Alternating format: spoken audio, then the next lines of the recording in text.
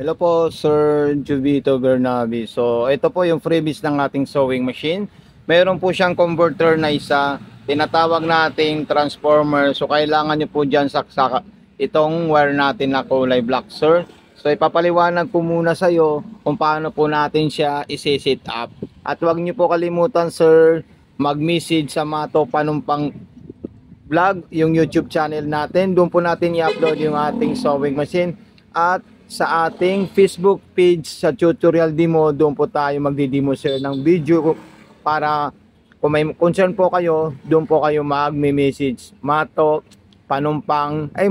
Sewing Machine Vlog yung Facebook page ko, Sir Juvito. Okay, so sasaksak mo natin to sir para makita nyo po. Ito po yung saksakan natin. Yung nasa likod po yung ating saksakan ng wire. Ayan po siya, Sir Juvito.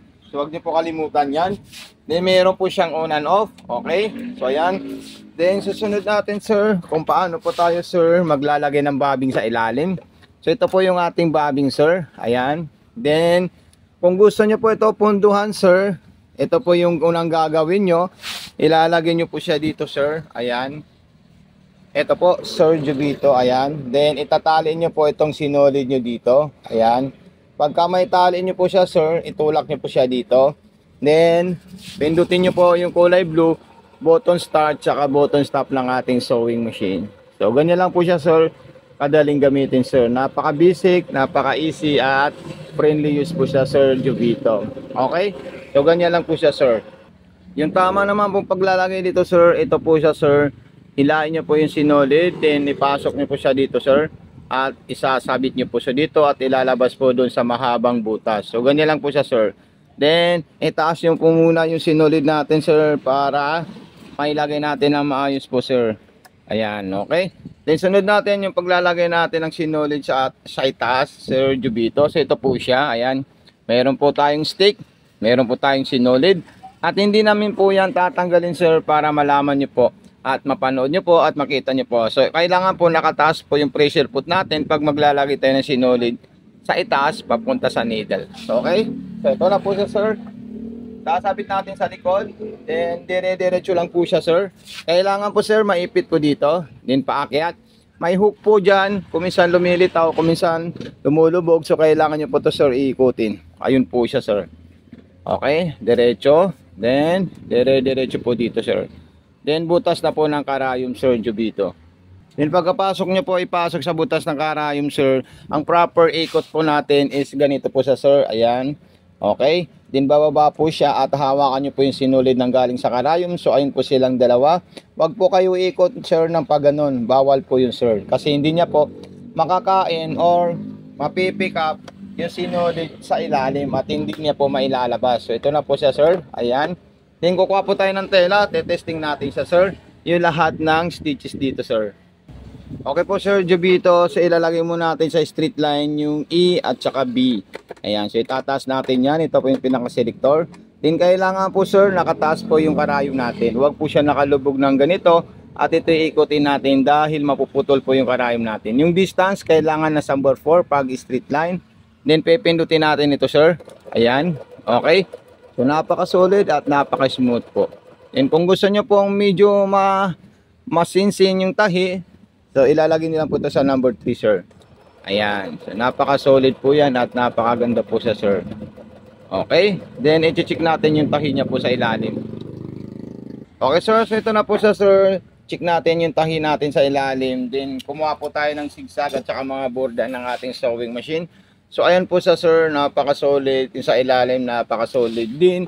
Then, gagawa po tayo ng ating zigzagger, sir, at saka mga iba't ibang klaseng design ng ating sewing machine.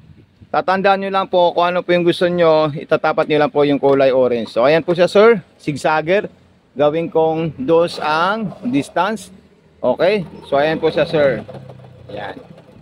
So, yan, masyadong malaki po siya, sir. Then, pwede nyo po siyang ilagay sa makitid. So, gagamitin nyo lang po yan, sir. Ayan. Medyo makitid na po yan, sir. Ayan. Okay, so steady pa rin, number 2 pa rin yung distance natin. Ayan. Napaka-solid po sa, sir. Ayan. Then, susunod naman po natin dyan, sir, yung mga pang-garterize po niya, kunin natin siya. Ayan. At saka may mga border rin po siya na kasama. Ayan, napaka-solid po yan, sir. Okay. So, ayan po siya. Kung gusto mong low speed, ilagay nyo lang po yan, sir, sa low speed. Ayan, ganyan lang po siya, sir. Ayan.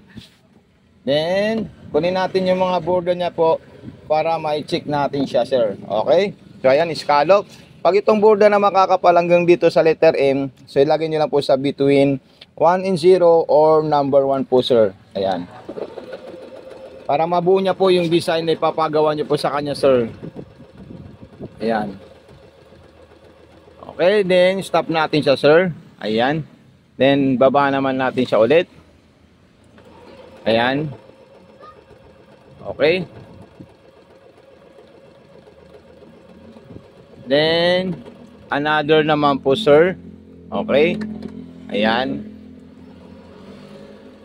Napaka-solid po siya, sir, at napakaganda po ang performance niya.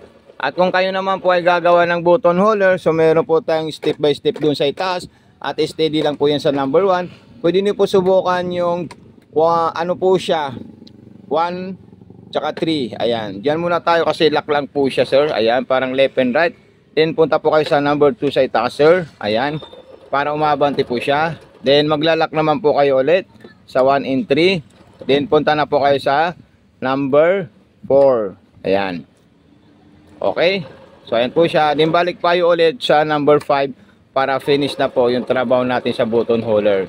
So ito po siya, sir. Ipa-check ko lang po sa inyo yung nagawa po niyang button holder. Pag hindi niyo po siya mahila, huwag niyo po pilitin. Kailangan niyo po ito ikutin ng dahan-dahan para ma-release po yung sinoded. So ayan po siya, sir. Okay. So mag-PM lang po kayo, sir, sa ating FB page sa Mato Sewing Machine Vlog. Ayan po siya, sir.